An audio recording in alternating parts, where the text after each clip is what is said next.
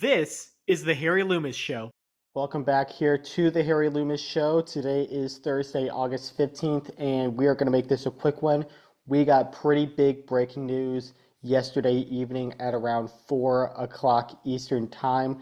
NASCAR announced the penalties following Richmond with Austin Dillon's win where he took out Joey Logano and Denny Hamlin, and they dropped the hammer. Dillon does get to keep the win, but it does not go towards playoff eligibility. So even though he does have that win, he has his fifth career NASCAR Cup Series win, he is not a playoff driver. He also got docked 25 points, dropping him from 26th to 31st in owner points. I believe that's driver and owner points.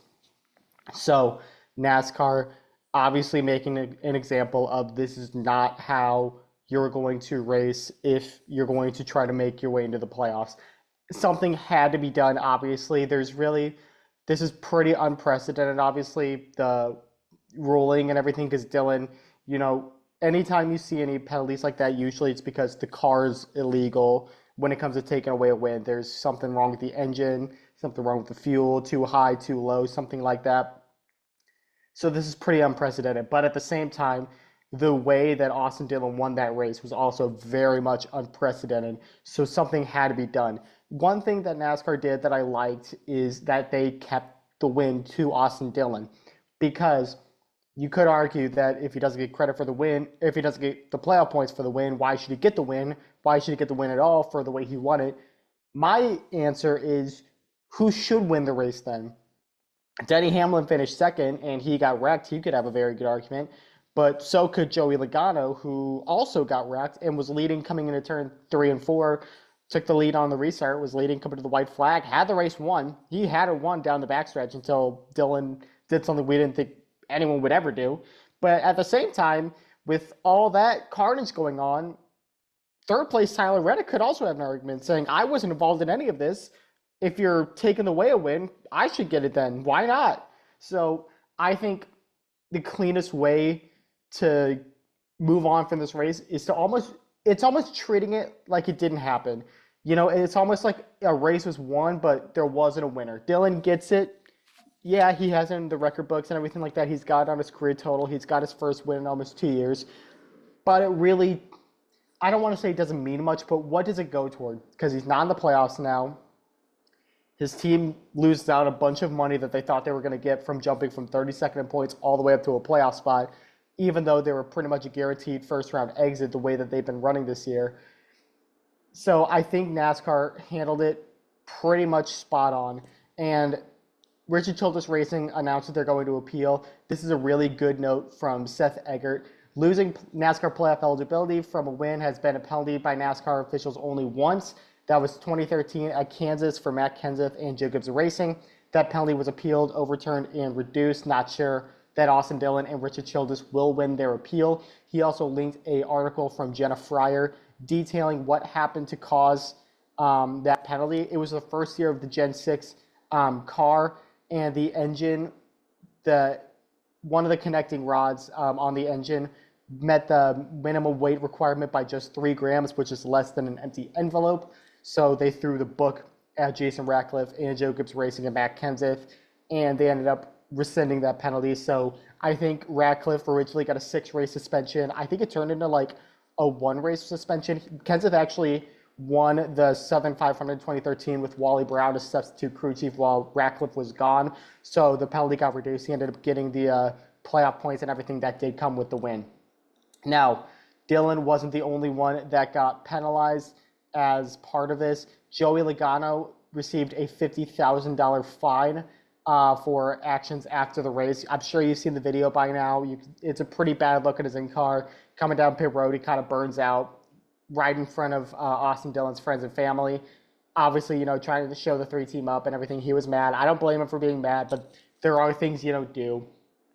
And here's the thing. Logano, he's in the wrong. Let's be clear. You don't do that on pit road. When you see people there, you definitely don't start revving your engine more and getting yourself out of control, especially when you now have a wrecked race car because of that. But there shouldn't be people on pit road when cars are moving anyway. I think that it sounded like there was an oversight by a security official with Dylan's crew and his family and everything, trying to get over to the front stretch to celebrate with him. Which that's another thing that I think NASCAR should look into is our front stretch celebrations the best thing, the safest thing, what we should be doing. I know that the networks love them. NBC started in I think 2017, and Fox picked it up pretty soon after. But if you have excited fans and everything like that and family trying to run onto the track when cars are trying to make their way through, when the crews are trying to make their way to their other drivers, when media is trying to get out there and everything and do their job, wouldn't it make more sense to have the winner in a separate area? Obviously, Dylan's going to do his burnout and everything like that, but you could see that from the pit wall. You could see that from the stall. He's going to make sure he does a burnout to where his team could see it, because what's the point of a burnout if you can't celebrate with your team? So I think the fine was absolutely fair. I think that's something that NASCAR is going to continue to look into, especially now that we have a new TV deal. If this is something they want to change, they can sit down with all of them at the end of the year and say, hey, maybe we don't want to do this. Maybe we want to do it a certain way. We gotta make sure people get safe, because pit road is one of the most dangerous spots you can imagine, just with everything that goes on. You saw what happened with Eric Jones's car getting spun out. We've seen a lot of near disasters on pit road. So I think it's just best for everyone to kind of take another look at that and see what the best plan of attack is going forward. And also, the last bit of news is Brandon Benesh, the sponsor or the spotter for Austin Dillon, has been suspended for 3 races for his guidance of Dillon atop the grandstand roof. A review of transmissions from the number 3 team radio revealed Benesh saying "wreck him" as Dillon battled alongside Hamlin with the checkered flag in sight. That coming directly from the article on NASCAR.com. And that's an interesting one. Obviously, it wasn't a good look for Benesh to say that. It was clear as day. Richard Childress tried to deny in the media center, which what else is he supposed to do? It's a bad look all around, but he's not going to say, yeah, my spotter screwed up. That's all on him. He's not going to throw – I don't think he's going to throw his guy under the bus like that. But did Benesh say it? Yes. Should he have done it? Absolutely not. But ultimately, was it his choice to wreck him, for Austin Dillon to wreck him? No, Austin Dillon still made that call. So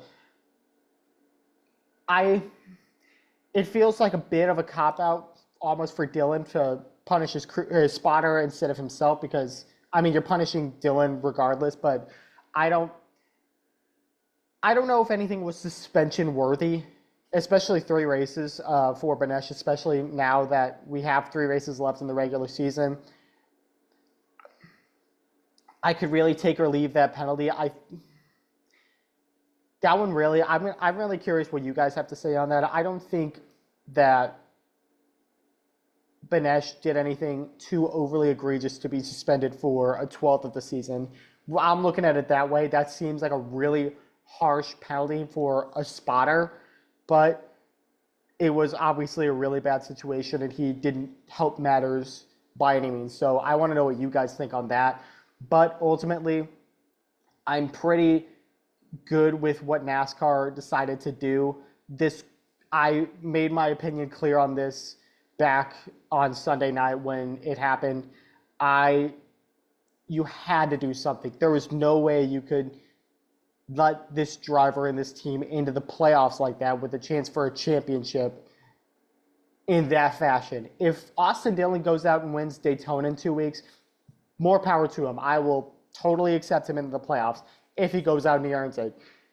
But this wasn't the right way to win a race. This wasn't the right way to make it into the playoffs. I think NASCAR got it right. Let me know what you guys think. We're going to call that episode good. This has been the Harry Loomis Show, and there's been a lot of news this week. This is, I think, my 4th video just talking about the world of sports this week. So I thank you guys for watching, and we'll see you again next week. This is the Harry Loomis Show.